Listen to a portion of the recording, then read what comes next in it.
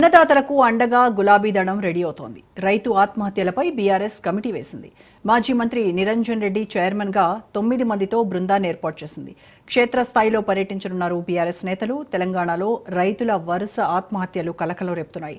రేవంత్ అధికారంలోకి వచ్చాక 410 మంది రైతుల బలవన్మరణాలు జరిగాయని ఆరోపిస్తోంది బీఆర్ఎస్. కాంగ్రెస్ హయాంలో సాగు విధానం సంక్షోభంలో పడిందని ఆగ్రహం వ్యక్తం చేస్తున్నారు నేతలు. అన్నదాతలకు భరోసా కల్పించేలా సన్నద్దమవుతున్నారు. క్షేత్రస్థాయిలో పర్యటించి రైతు కష్టాలపై బీఆర్ఎస్ బృందం అధ్యయనం చేయనుంది. 2 వారాల పాటు ప్రజాక్షేత్రంలోనే సింగిరెడ్డి టీం ఉండనుంది. తెలంగాణ ప్రభుత్వానికి వాస్తవ పరిస్థితులు తెలియజేసేలా ప్రయత్నం చేస్తామంటున్నారు బీఆర్ఎస్ నేతలు. మరింత సమాచారం మా ప్రతినిధి సైదులు లైవ్లో అందిస్తారు. సైదులు, బీఆర్ఎస్ కాంగ్రెస్ ప్రభుత్వంలో జరుగుతున్నటువంటి రైతుల ఆత్మహత్యలకు సంబంధించి గట్టి నిర్ణయమే తీసుకుంది. 2 వారాల పాటు క్షేత్రస్థాయిలో పర్యటించి రైతుల కష్టాలపై అధ్యయనం చేసి ప్రభుత్వానికి కొన్ని సూచనలు ఇవ్వాలని డిసైడ్ అయింది. సో మొత్తానికి బీఆర్ఎస్ రైతుల కోసం గత ప్రభుత్వంలో అంటే వాళ్ళ హయాంలో రైతు పక్షపాతి తమ ప్రభుత్వం చెప్పుకున్నటువంటి బీఆర్ఎస్ ఇప్పుడు కాంగ్రెస్ ప్రభుత్వంలో మరొకసారి మేము రైతులకు అండగా ఉంటాము, రైతుల కోసం పోరాడతాము అనేటువంటి ఫీల్ జనాల్లోకి తీసుకెళ్లడంలో సక్సెస్ అవుతుందంటారా? ఎస్, చూడాలి రోజా. మరి ఎందుకంటే కాంగ్రెస్ పార్టీ అధికారంలోకి వచ్చి ఏడాది అవుతుంది కాబట్టి ఈ మధ్యకాలంలో చూసాం వరుసగా రైతు ఆత్మహత్యలు కలకలం రేపుతున్నాయి రాష్ట్రంలో. సో ఇక రైతు ఆత్మహత్యలకు గల కారణాలు ఏంటి అని చెప్పేసి బీఆర్ఎస్ పార్టీ ఒక అధ్యయన కమిటీ ఏర్పాటు చేయడం జరిగింది. ఆ అధ్యయన కమిటీకి సంబంధించి చైర్మన్గా మాజీ మంత్రి నిరంజన్ రెడ్డి ఉన్నారు. మొత్తం 9 మందితోటి ఈ అధ్యయన కమిటీ ఉంటుంది. మాజీ మంత్రులు ముఖ్యంగా పువ్వాడ అజయ్ కుమార్ కానీ, జోగు రామన్న, సత్యవతి రాథోడ్, మాజీ ఎమ్మెల్యేలు రసమై బాలకృష్ణతో పాటుగా అంజయ్ యాదవ్, మిగిలిన 2 నేతలందరూ కూడా ఒక 9 మందితో కూడిన అధ్యయన కమిటీ ఉంటుంది. వీళ్ళు మొత్తం 2 వారాల పాటు రాష్ట్ర వ్యాప్తంగా క్షేత్రస్థాయిలో గ్రామాల్లోకి వెళ్ళి రైతు ఆత్మహత్యలకు గల కారణాలు ఏంటి, అసలు ఎందుకు రైతు ఆత్మహత్యలు చేసుకుంటున్నారు, ముఖ్యంగా చూసాం మనం ఈ మధ్యకాలంలో నిజామాబాద్, ఆదిలాబాద్ జిల్లాలో కూడా రైతు ఆత్మహత్యలు కలకలం రేపాయి కాబట్టి సో ఓవరాల్గా అసలు ఏం జరుగుతుందని చెప్పేసి కూడా క్షేత్రస్థాయిలో పర్యటించి వాళ్ళ యొక్క సమస్యలను అడిగి తెలుసుకున్నారు ఈ బృందం. సో ఇక 2 వారాల పాటు రాష్ట్ర వ్యాప్త పర్యటన ముగిసిన తర్వాత ఒక నివేదికను సిద్ధం చేసిన తర్వాత అది నేరుగా కేసీఆర్కి ఇస్తారు. తర్వాత ప్రభుత్వానికి కూడా ఈ బృందం ఇవ్వనుంది. అయితే ముఖ్యంగా రైతులతోటి చాలా గ్రామాలకు వెళ్ళినప్పుడు ముఖాముఖి కూడా కార్యక్రమాలు ఏర్పాటు చేస్తామని చెప్పేసి కూడా బీఆర్ఎస్ పార్టీ చెప్తున్నారు. సో ఖచ్చితంగా ఎందుకంటే రైతులకు సంబంధించిన అంశాలు ముఖ్యంగా ఆనాడు అంటే మనం తెలంగాణకు సంబంధించి అది బీఆర్ఎస్ పార్టీ ఆధ్వర్యంలో అంటే 10 ఏళ్ల పాటు అధికారంలో ఉన్నప్పుడు ఎప్పుడు కూడా ఇలాంటి రైతు ఆత్మహత్యలకు సంబంధించి ఎన్నడూ కూడా జరగలేదు. రైతులకు సంబంధించి ఏం కావాలో అవి మేము చేసి చూపించాము. ముఖ్యంగా రైతు బంధు విషయం కానీ, అదేవిధంగా ఇటు రైతు బంధు కానీ, వాళ్ళకి కావాల్సినటువంటి అన్ని కానీ ఎరువులు సమకూర్చాము. ఎక్కడ కూడా ఇబ్బంది తలెత్తలేదు. ఉచితంగా కూడా మేము వాళ్ళకి నీరు కానీ, అదేవిధంగా విద్యుత్ కానీ, ఈ అంశాలన్నింటినీ కూడా రైతులకు ఏం కావాలని కూడా సమకూర్చాము. కానీ కాంగ్రెస్ పార్టీ అధికారంలోకి వచ్చింది, ఏడాది అవుతుంది. కానీ చాలా వరకు కూడా రైతులు ఇబ్బందులు ఎదురవుతున్నారు. ఇంతవరకు రైతు భరోసా ఇస్తామని చెప్పేసి ఎన్నికల సమయంలో హామీ ఇచ్చారు. ఇంతవరకు హామీ నెరవేర్చలేదు. చాలా వరకు ఎదురు చూస్తున్నారు రైతులు. అంటే రైతు బంధు పేరు మార్చారు, రైతు భరోసా అన్నారు. ఎకరానికి 7,500 చొప్పున ఇస్తామని, సంవత్సరానికి 15,000 రూపాయలు ఇస్తామన్నారు.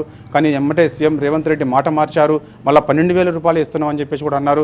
సో ఆందోళనలో రైతులు ఉన్నారని చెప్పేసి కూడా బీఆర్ఎస్ పార్టీ భావిస్తున్న నేపథ్యంలో సో ఇక రైతు ఆత్మహత్యలు కలకలం రేపుతున్నాయి కాబట్టి ఖచ్చితంగా క్షేత్రస్థాయిలో పర్యటించి వారి యొక్క సమస్యలను అడిగి తెలుసుకొని ఒక నివేదిక తయారు చేయబోతుంది. ఆ నివేదిక ఆధారంగా ఖచ్చితంగా ప్రభుత్వాన్ని నిలదీయాలి. అటు ప్రజాక్షేత్రంలో కానీ, ఇటు శాసనసభలో కానీ ప్రభుత్వాన్ని నిలదీయాలని చెప్పేసి కూడా ఖచ్చితంగా బీఆర్ఎస్ పార్టీ భావిస్తున్న నేపథ్యంలో సో ఇప్పటికే రైతు మహాధర్నాలు, రైతు దీక్షల పేరుతోటి బీఆర్ఎస్ పార్టీ అన్ని నియోజకవర్గ వారిగా అంటే మన రాష్ట్రంలో 119 నియోజకవర్గాలు ఉన్నాయి కాబట్టి 119 నియోజకవర్గాల్లో ప్రతి నియోజకవర్గంలో కూడా రైతు దీక్షలు ఖచ్చితంగా ఏర్పాటు చేయాలి, రైతు మహాధర్నా ఏర్పాటు చేయాలని చెప్పేసి కూడా బీఆర్ఎస్ పార్టీ భావిస్తుంది. వాస్తవంగా మనకి ఈ నెల 21 నల్గొండలో రైతు మహాధర్నా కార్యక్రమం ఉండాల్సింది. కానీ పోలీసులు పర్మిషన్ ఇవ్వలేదు. ఎందుకంటే 21 నుంచి 24 వరకు కూడా గ్రామ సభలు ఉన్న నేపథ్యంలో మేము పర్మిషన్ ఇవ్వలేకపోతున్నాం అని చెప్పేసి నల్గొండ పోలీసులు చెప్పిన నేపథ్యంలో 25 లేదా 26వ తారీఖు మరోసారి నల్గొండ గడ్డ మీద రైతు మహాధర్నా కార్యక్రమం ఏర్పాటు చేస్తామని చెప్పేసి కూడా బీఆర్ఎస్ పార్టీ చెబుతుంది. కాబట్టి సో ఈ ఓవరాల్గా రైతు అంశాన్ని ఎజెండాగా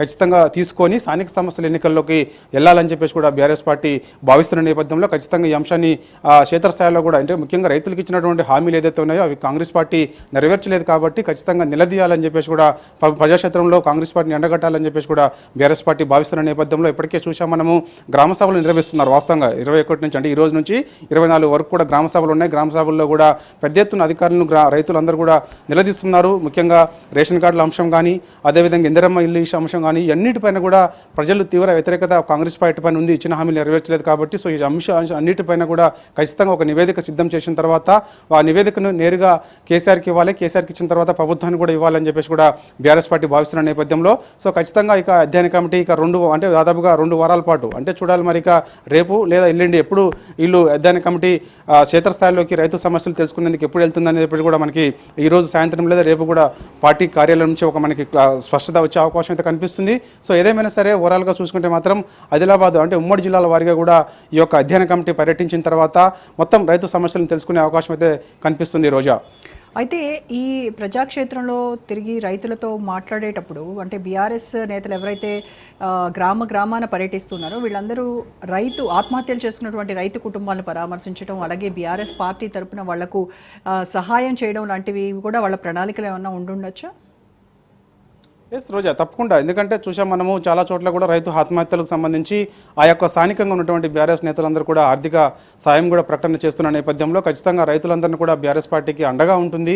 సో వాళ్ళని ఆదుకుంటామని చెప్పేసి కూడా చెప్తున్న నేపథ్యంలో ఖచ్చితంగా వారికి సమస్యలు ఉన్నప్పుడు సమస్యలు ఖచ్చితంగా పరిష్కరించే దిశగా బీఆర్ఎస్ పార్టీ కూడా ముందుకెళ్తుంది. అవసరమైన సహాయాన్ని కూడా రైతులకు ఇచ్చే అవకాశం అయితే ఉన్నది. ఎందుకంటే ఇప్పటికే బీఆర్ఎస్ పార్టీ వర్కింగ్ ప్రెసిడెంట్ కూడా కేటీఆర్ చెప్పారు, తెలంగాణ భవన్ మాకు జనతా గ్యారేజీ, రాష్ట్ర ప్రజలకు ఏ సమస్య వచ్చినా కూడా తెలంగాణ భవన్ మెట్లు తొక్కండి, అది ఒక జనతా గ్యారేజ్ లాంటిది, మేము అండగా ఉంటామని చెప్పేసి కూడా చాలా సందర్భాల్లో చెప్పారు. కాబట్టి సో ఇప్పటికే ఆయా జిల్లాల్లో రైతులపైన అంటే ఉదాహరణకి లఘుచర్లలో కూడా అక్కడ ఉన్నటువంటి రైతులకు సంబంధించి కేసులు నమోదు చేసినప్పుడు వారికి అండగా బీఆర్ఎస్ పార్టీ ఉన్నది.